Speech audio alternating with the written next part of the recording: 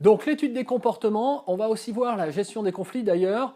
C'est l'idée d'avoir quelques connaissances de base, hein, bien évidemment, mais en psychologie sociale qui vont nous permettre au fond d'appréhender le comportement des individus, en sachant très bien que nous aussi, nous sommes des individus.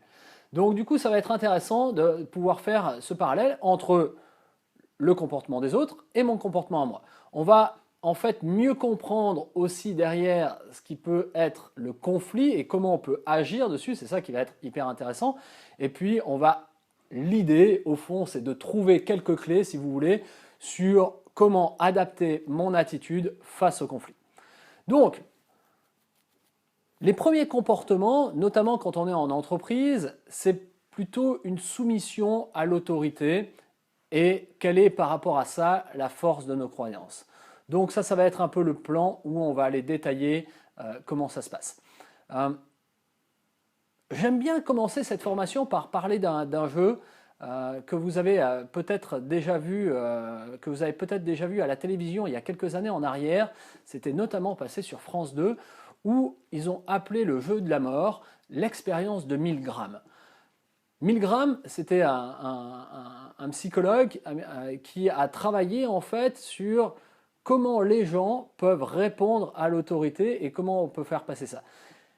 Et ce fameux jeu de la mort, où je ne sais pas si vous vous souvenez, mais on posait des questions à quelqu'un, si la réponse était mauvaise, on envoie une décharge électrique. C'est fou ce truc-là quand on y pense. Parce que vous allez mal répondre, je vais vous envoyer une décharge électrique. Et on s'aperçoit, parce qu'il y a une autorité derrière qui nous dit la personne a répondu faux, tu dois envoyer une décharge électrique, eh bien, 8 personnes sur 10 vont envoyer une décharge électrique. Mais pas seulement. Ils vont envoyer une décharge électrique qui va pouvoir monter jusqu'à 450 volts et tuer la personne en face. Ce qui est complètement dingue. Complètement dingue. Donc, si vous ne connaissez pas l'expérience de Milgram, je vous invite vraiment d'aller jeter un coup d'œil sur Internet et d'aller taper le jeu de la mort. Expérience de Milgram. Milgram, c'est M-I-L-G-R-A-M. Vous l'aurez de toute manière dans votre PowerPoint, dans votre PDF. Et du coup, on a révélé par rapport à ça différents types de personnages. Et ça va nous permettre d'avoir, au fond, une meilleure compréhension de comment on doit se comporter et comment on doit adapter la communication. Dans l'expérience de Milgram, en fait, il y avait 3 différentes strates. On avait un élève qui allait s'efforcer de mémoriser des listes de choses. Donc, ça allait être le cobaye, entre guillemets. C'est lui qu'on allait, entre guillemets, électrocuter. Il va y avoir l'enseignant, donc celui qui va effectivement dicter les questions aux élèves et qui va vérifier les réponses. Et quand il y aura erreur, va envoyer une décharge.